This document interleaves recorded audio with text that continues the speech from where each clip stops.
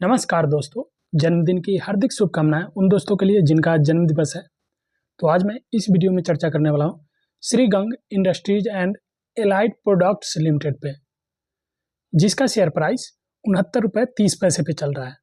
आगे बढ़ने से पहले एक आवश्यक सूचना, इन्वेस्टमेंट अपने बुद्धि विवेकानुसार और सूझबूझ के अनुसार कीजिएगा दोस्तों। इस कंपनी की स्थापना 1989 में हुई थी। भारतीय निर्मित विदेशी शराब के निर्माण के व्यवसाय में है।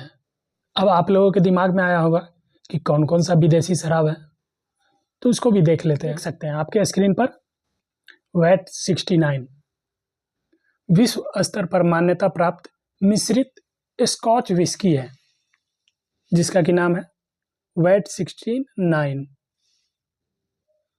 नेक्स्ट, ब्लैक एंड व्हाइट श्याम सफेद एक क्लासिक और स्मूथ स्कॉच विस्की है। काला कुत्ता ब्लैक डॉग अपने समृद्ध स्वाद के लिए जानी जाने वाली एक प्रीमियम और परिष्कृत विस्की।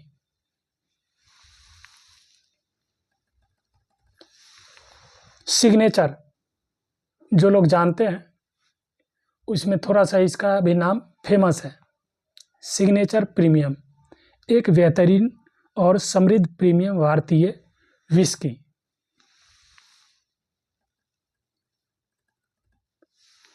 मैकडॉवेल का नंबर 1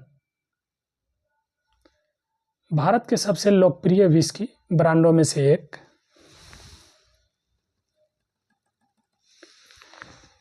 नेक्स्ट, जो कि देख सकते हैं पुरातन नीला एक प्रीमियम भारतीय विस्की जो अपने परिष्कृत स्वाद और विरासत के लिए जानी जाती है।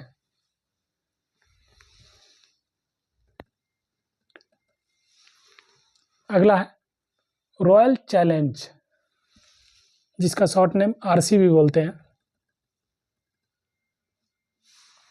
थोड़ा सा और जानकारी लेते हैं। तो उत्तर प्रदेश में बनी शराब श्री गैंग इंडस्ट्रीज में हम अपने स्वयं के उत्पादों की श्रृंखला का निरंतर विस्तार कर रहे हैं, जो न केवल प्रीमियम सेगमेंट बल्कि स्थानीय बाजार को भी उच्च गुणवत्ता वाले किफ़ायती शराब विकल्प प्रदान करते हैं। हमारे बढ़ते पोर्टफोलियो में शामिल है golden cascade, bulldozer black Ram. ये नए उत्पाद विभिन्न बाजार क्षेत्रों में उपभोक्ताओं की बदलती प्राथमिकताओं को पूरा करने और अपने उत्पादों की विविधता बढ़ाने की हमारी प्रतिबद्धता को दर्शाते हैं। अब ये टॉपिक क्या है? अपने ब्रांड। पिछले कई वर्षों में हमने अपने उत्पादों की श्रृंखला में लगातार वृद्धि की है। हम बेहतरीन स्पिरिट का उत्पादन करते हैं और स्वच्छ किण्वन सुनिश्चित करते हैं। हमारे मास्टर डिस्टिलर हमारी परंपराओं के प्रति समर्पित है। 55% नॉर्थ रेयर प्रीमियम विस्की के निर्माण के लिए हमारा थ्री ब्रदर्स डिस्टिलरीज LLP के साथ एक स्वामित्व समझौता है। इस कंपनी का देख सकते हैं फ़ोन नंबर, कॉर्पोरेट कार्यालय, उत्पादों, कौन कौन सा उत्पाद है सो, त्वरित संपर्क का यहाँ पर जो मैप है सो। हम लोग ये जान गए कि ये कंपनी क्या क्या बनाती है। थोड़ा सा और जानकारी हासिल करते हैं इसके पिक्चर और स्क्रिप्ट के द्वारा। क्या क्या लिखता है ये देख सकते हैं। Shri Gang industries and allied products limited पूर्व में सूरज वनस्पति लिमिटेड के नाम से जाना जाता था। क्या नाम था पहले? सूरज वनस्पति लिमिटेड ने सिकंदराबाद में वनस्पति और परिष्कृत तेलों के निर्माण के लिए एक आधुनिक रिफाइनरी की स्थापना करके 1990 में अपनी यात्रा शुरू की। तो कब की थी? 1990 में। कक्षा में सबसे उत्तम, हम सर्वोच्च श्रेणी के उत्पाद प्रदान करते हैं। हम बाजार में उपलब्ध सर्वश्रेष्ठ ब्रांडों में से एक है। ये तो सही बात।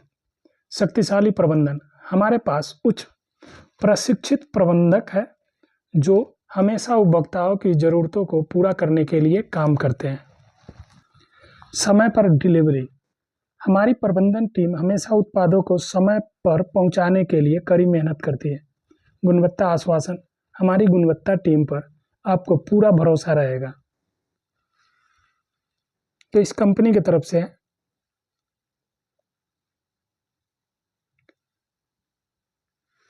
Shri Gang industries and allied products limited एक प्रतिष्ठित कंपनी है। और ये तो हो गई अच्छी खासी जानकारी कंपनी के बारे में। अब थोड़ा सा इम्पोर्टेंस डाटा देख लेते हैं। तो इस कंपनी का जो मार्केट कैप है 132 करोड़ का है। उससे पहले यह कंपनी केवल और केवल BSE स्टॉक एक्सचेंज पर लिस्टेड है, जिसका कोड है 523309। इस कंपनी का PE 11.3 का है।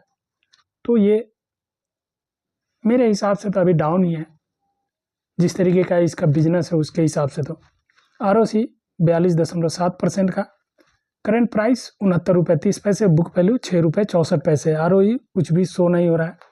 बानबी का हाई प्राइस है 162 रुपये और लो है 62 रुपये, तो अपने लो के करीब में ही ट्रेड कर रही है। डिविडेंड डील कुछ भी नहीं है, फेस वैल्यू 10 रुपये का है।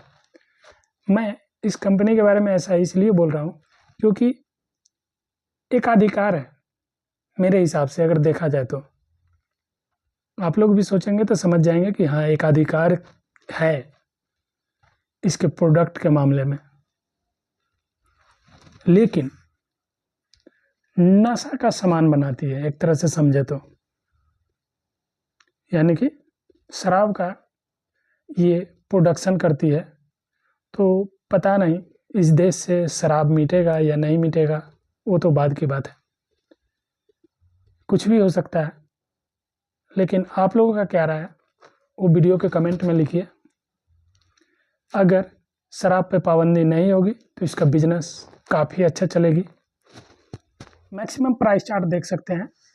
एक टाइम था अगर इन्वेस्टर इन्वेस्टमेंट किए होते, 17 मार्च 2022 को 2 रुपये 71 पैसे पे शेयर था, और उसके बाद में मैक्सिमम लगाया कितना हाई, तो देख सकते हैं 242 रुपये 55 पैसे सेटल्ड प्राइस होता है ये। उसके बाद में फिर से इसमें डाउन आया, लेकिन डाउन गिरावट कितना हुआ, मिनिमम 52 रुपये 90 पैसे पे। यानी कि जो मैक्सिमम प्राइस में लो लेवल जो है देख सकते हैं 2006 में भी 1 रुपये 73 पैसे पे था, तो उसको भी आज के डेट में मतलब कि प्रॉफिट ही बना करके दिया है अगर इन्वेस्टमेंट के नज़रिए से देखें इस स्टॉक को तो। लेकिन बिजनेस के नज़रिए से अगर देखेंगे तो समाज के हिसाब से बहुत ही खराब बिजनेस है। लेकिन कुछ हद तक अगर देखा जाए तो हमको लगता है कि 100 में क्या 1000 में 1-2% ही आदमी होगा जो कि इसको सपोर्ट करता होगा कि हाँ, शराब का सेवन अगर लिमिट हो तो उसके लिए फ़ायदेमंद है। ऐसा भी कुछ का नज़रिया है। लेकिन आप लोगों का क्या राय है वो वीडियो के कमेंट में लिखिए। क्वार्टरली रिजल्ट पे चलते हैं।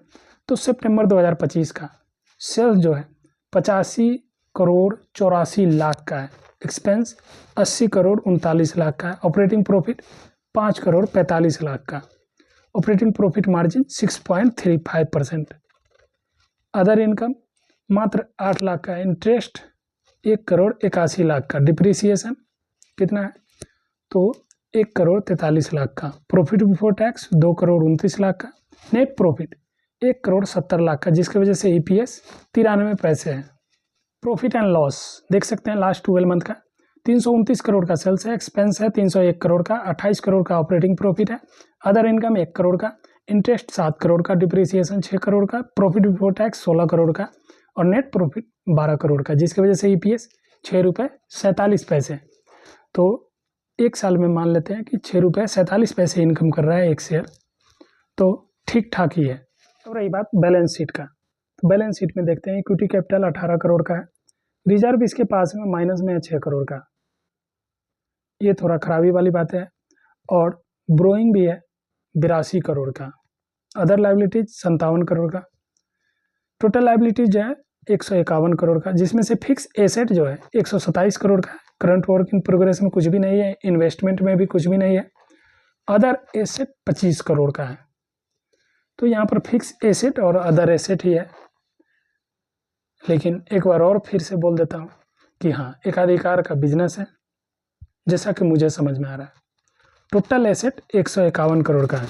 अब एक बात शेयर होल्डिंग पैटर्न यानी कि शेयर धारिता, तो नवंबर 2025 के अनुसार यहाँ पर दिख रहा है प्रमोटर के पास में 37.23% का होल्डिंग है, जो कि सितंबर 2025 में 34.65% का होल्डिंग था प्रमोटर के पास में। तो प्रमोटर अपना होल्डिंग को इंक्रीज किया है यानी कि बढ़ाया है, यानी कि ये शुभ संकेत माना जाता है किसी भी कंपनी में प्रमोटर का होल्डिंग का बढ़ना, यानी कि उसके प्राइस में भी तेजी देखने को मिलती है, ऐसा मानकर चल सकते हैं। डीआईज के पास में 0.33% का होल्डिंग और पब्लिक के पास में 62.44% का holding. Number of share holders तो 14,122 पोर्टफोलियो के अंदर में इस कंपनी का शेयर है। इस कंपनी की तरफ से जो रिसेंट का अनाउंसमेंट है वो 12 दिसंबर का ही है। Announcement under regulation 30 LODR credit rating